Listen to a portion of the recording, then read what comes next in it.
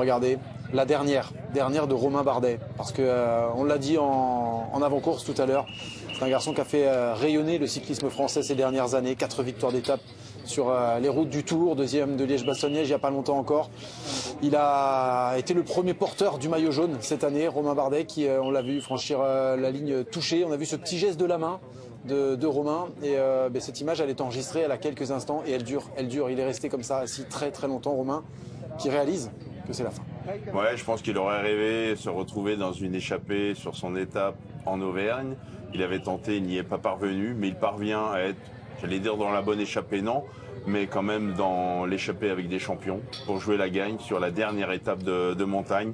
Et c'est vrai que lorsqu'on le voit franchir la ligne, on sent bien que l'émotion, c'est trop fort pour lui. C'est que il montera encore des cols, mais plus de cols sur les routes du Tour de France. Une page se tourne et on n'oubliera pas, évidemment, le podium de Romain Bardet sur les routes du Tour de France. On ne va pas oublier le premier maillot jaune, victoire d'étape sur ce Tour de France 2024.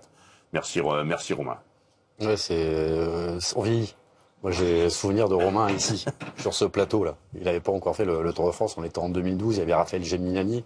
On découvrait ce garçon auvergnat avec des yeux qui brillent, qui nous disait, moi, je veux jouer le classement général des grands tours. Je veux essayer de gagner le Tour de France.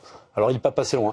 L'histoire nous dira un peu mieux, peut-être, dans quelques années. Il a terminé deuxième, derrière Christopher Froome. Il ne faudra pas oublier aussi qu'il a été vice-champion du monde, qu'il a été vice-vainqueur de Liège-Bastogne-Liège, et qu'il est tombé à chaque fois face à des monstres, tout simplement. Il a, à mon avis, aidé le cyclisme français à passer un cap, Romain Bardet. Alors attendez, hein, il n'est pas mort, il est encore là, il arrête juste à Carhaix, et encore, il arrêtera l'année prochaine. Chapeau Romain, d'avoir été celui qu'il est, sans jamais essayer de se prendre pour un autre, mais en ayant toujours des ambitions très très hautes pour lui, quitte à des fois se brûler les ailes.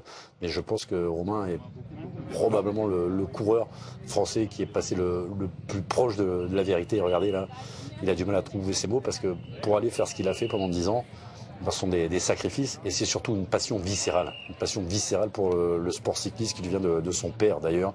Et quand je vois Romain comme ça, j'ai envie de pleurer. Voilà, c'est tout.